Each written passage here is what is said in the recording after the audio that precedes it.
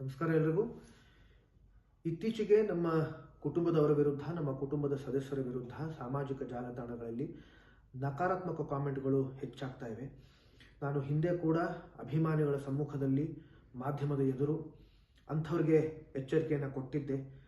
ಇದೇ ಥರ ನಕಾರಾತ್ಮಕ ಕಾಮೆಂಟ್ಗಳು ಬರ್ತಾ ಇದ್ದರೆ ನಾನು ಅವರ ವಿರುದ್ಧ ದೂರು ಕೊಡಲೇಬೇಕಾದ ಪರಿಸ್ಥಿತಿ ಎದುರಾಗತ್ತೆ ಅಂತ. ಆದರೂ ಕೂಡ ಈ ಕಾಮೆಂಟ್ಗಳು ನಿಲ್ತಾ ಇಲ್ಲ. ಹಾಗಾಗಿ ನಿನ್ನೆ ನಾನು ಪೊಲೀಸ್ ಕಂಪ್ಲೇಂಟ್ ಕೊಟ್ಟಿದ್ದೀನಿ.